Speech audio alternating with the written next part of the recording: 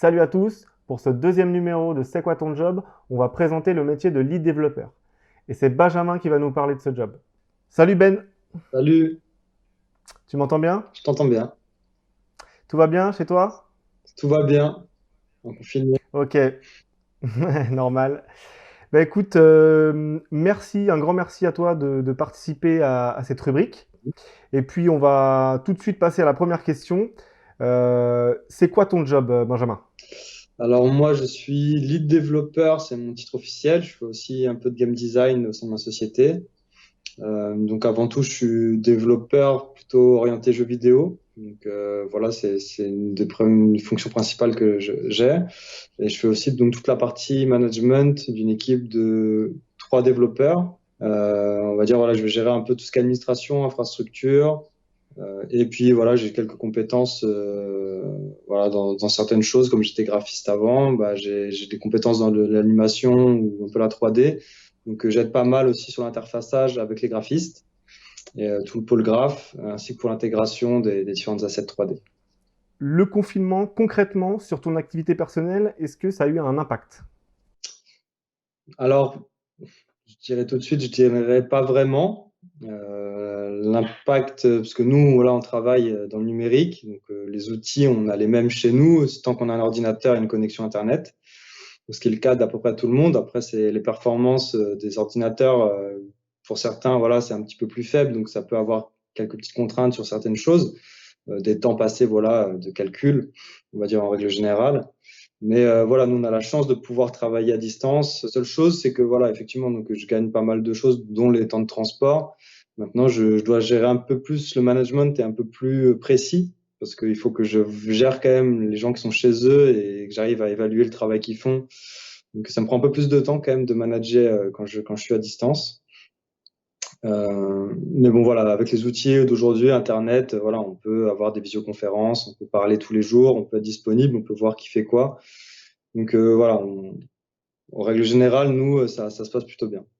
Benjamin, toi, pour atteindre ce poste de lead développeur, quelle formation tu as suivi? Et aussi, est-ce qu'il existe des formations traditionnelles pour être lead développeur? J'ai fait des études de graphisme à la base. J'ai travaillé un peu dans l'infographie et j'ai fait des études de game design et de graphisme, donc 3D et animation. J'ai switché assez rapidement vers l'informatique pure en tant que technicien informatique, puis après développeur web, où là, je me suis encore spécialisé après dans le développement du jeu vidéo, lié au transmédia et au game design aussi. Il n'y a pas vraiment de formation développeur, je pense que ça s'acquiert beaucoup avec l'expérience.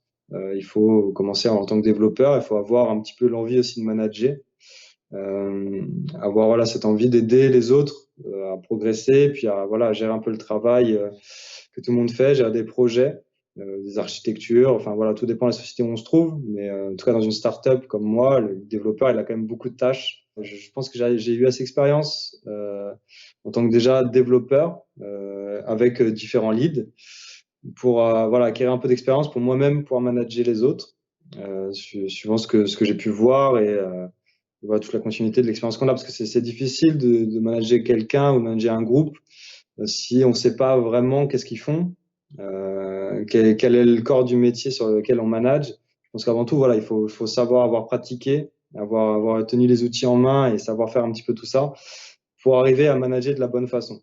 Benjamin, on va passer à la question compétences. Pour toi, quelles sont les compétences comportementales, les soft skills, qui sont nécessaires pour faire un bon lead développeur? Alors, il faut déjà être sociable, je pense. Il faut pouvoir communiquer facilement avec son équipe et avec la direction aussi. Il faut pouvoir faire le lien entre différents corps de métier, être à l'écoute aussi, à l'écoute de ce qui se passe et de pouvoir trouver des solutions, voilà, sans forcément générer de frustration. Emmener les gens avec soi, c'est important d'emmener les gens avec soi et voilà, qu'il n'y ait pas vraiment de contraintes perçues, soit par l'équipe directe ou même par la direction par rapport à ce qu'on peut proposer comme solution technique. C'est important, voilà, de toujours expliquer ce qu'on fait, que ça soit très compréhensible pour tout le monde, parce que souvent le lien d'un lead technique, il peut être assez dur avec tout ce qui est équipe marketing, communication ou direction, parce que voilà, ils n'ont pas les mêmes compréhensions de tout ce qui est technique, donc il faut savoir expliquer et trouver des solutions ensemble. Ça, c'est aussi très important.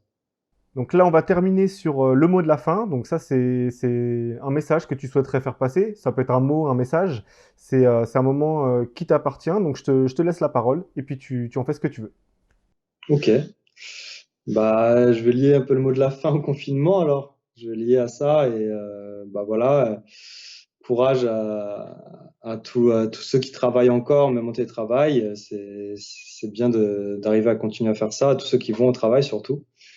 Et bah, je dirais pour aujourd'hui, c'est un peu le mot d'ordre, c'est rester chez vous, quoi. Impec. Bon, bah écoute, je te remercie. Un grand merci, Ben, d'avoir participé. Et puis, je te souhaite une bonne continuation. Merci. Ciao, ciao! La rubrique s'achève. Merci de l'avoir regardé jusqu'au bout. Si vous avez aimé et surtout si vous connaissez quelqu'un susceptible d'être intéressé par ce métier, n'hésitez pas à partager la vidéo. Donnez-moi aussi vos avis et on se retrouve très bientôt pour un nouveau métier. Ciao, ciao!